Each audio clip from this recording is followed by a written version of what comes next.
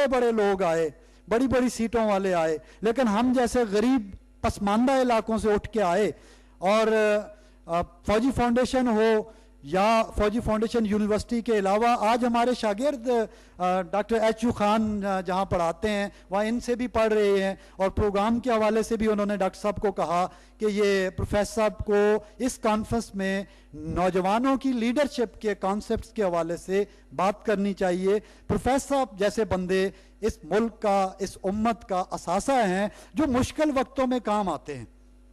لوگ پروفیسر صاحب کو ان کی کتابوں کے حوالے سے جانتے ہوں گے, سنگ میل نے 15 کتابیں شائع کر دیں.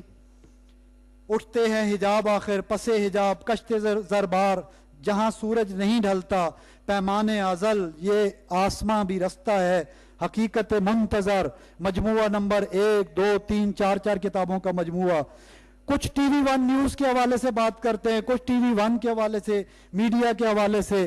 بہت سارے کہتے ہیں ہارون رشید صاحب بہت لکھتے رہتے ہیں, اور الحق قاسمی نے پروفیسر صاحب پہ بڑا لکھا, اشفاق نے لکھا, مستنصر حسین طارق نے لکھا, ممتاز مفتی صاحب نے مرنے سے پہلے کہا کہ میں خدا کے ساتھ دوست بن کے بیٹھا ہوا تھا صوفے پر, اور احمد رفیق اختر نے ظلم ڈھایا مجھ پر کہ مجھے بندہ بنا کے رکھ دیا. ممتاز مفتی جیسا بندہ آفٹر 90 ایئرز اللہ کو بندہ اور اللہ کا تصور جو ہے اپنے بندہ ہونے کا, بندگی کا, اور اللہ کے اللہ ہونے کا تصور سمجھتا ہے, تو ایسا بندہ یقیناً انگریزی کا پروفیسر, 70s کا پروفیسر, اور قرآن و حدیث اور اسلام اور ماڈرن سائنسز اور کاسمالوجی پہ نئے ویژن کے ساتھ بات کرنا, اس طرح بات کرنا کہ امریکہ کی 14 اسٹیٹس کے بڑے بڑے ادارے جب یہ دورے پہ گئے آج سے 4.5 برس پہلے, تو بڑے بڑے سائیکیٹرسٹ وہ ان سے سوال کرتے کہ آپ کیسے جانتے ہیں جن مسائل کا وہ اپنے مریضوں کے ساتھ سٹڈیز کے بعد, کلینیکل سائیکالوجی کے اندر پریکٹس کے بعد وہ 6 مہینے بعد کہتے ہیں اس مریض کا مسئلہ تو یہ نہیں وہ ہے, یہ نہیں وہ ہے. تو پروفیسر صاحب کہتے ہیں کہ جی اس بچے کو جو پرابلم ہے یہ بیفور برتھ اس مرحلے پر اس طرح ہوئی. ڈاکٹرز نے پھر تفصیل معلوم کی, اس کے بعد ملے. فزکس کی دنیا میں بڑے بڑے نظریات پہ بات کرنے والے استاد ڈاکٹر میں بہت ساری باتیں ہیں, میں کون سی بات بتاؤں اپنے اس یوتھ لیڈرشپ کے اجتماع میں, کہ ایک ایسا بندہ کہ 3 ایم-فل ڈاکٹر عبدالسلام کا ایک اسٹوڈنٹ اٹلی سے ایم-فل کر کے آیا. سب سے پہلی ملاقات میں نے اپنے دوستوں سے کروائی. پروفیسر صاحب کے پاس ہم پروفیسر تشریف رکھتے تھے گجر خان میں, ہم چلے گئے. پروفیسر صاحب نے بغیر تعارف کے ابتدا میں فزکس پہ جو بات کی وہ آئنسٹائن کی ریلیٹیوٹی پہ آبجیکشن جو ہوئے, جو نظریات کے حوالے سے جدید باتیں ہوئی, انسرٹینٹی کی بات ہوئی, اس پہ تمام کو کنکلوڈ کرتے ہوئے ودن 7 or 8 منٹس. تو طارق شاہین مجھے کہتا ہے یار یہ احمد رفیق اختر یہ فزسٹ ہے, یہ سب کچھ ہے. میں خود بھی اس وقت حیران تھا اور حیرت کی منزل میں تھا. بہرحال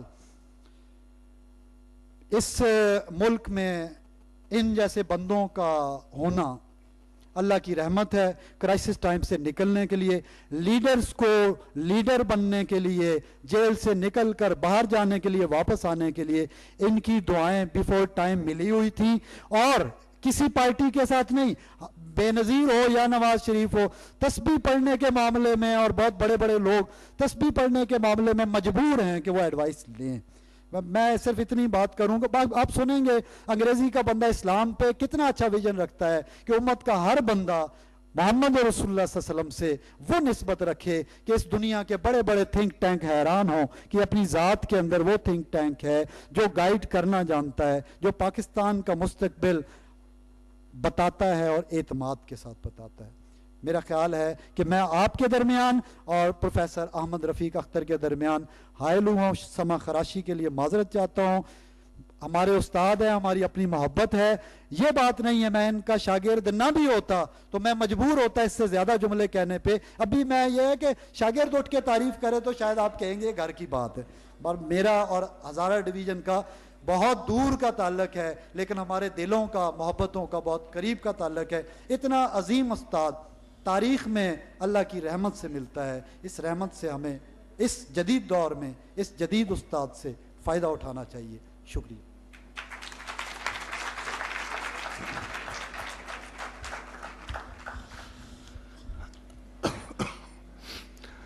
اعوذ باللہ السمیع العلیم من الشیطان الرجیم.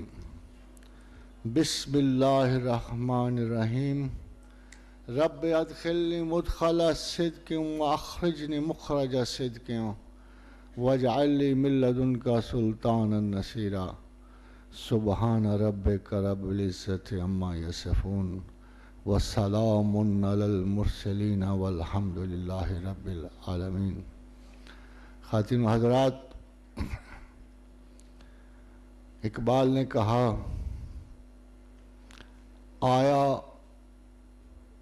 گفتند جہان ما آیا با تمہیں سازت، کہ مجھ سے پوچھا گیا، ملائے اعلیٰ سے کسی نے پوچھا، گفتند جہان ما آیا با تمہیں سازت، کیا یہ جہان تیری مرضی کے مطابق ہے؟ کیا تو اسے پسند کرتا ہے؟ گفتم کہ نمی سازت. میں نے کہا نہیں، مجھے تو اس کی کوئی چیز اچھی نہیں لگتی.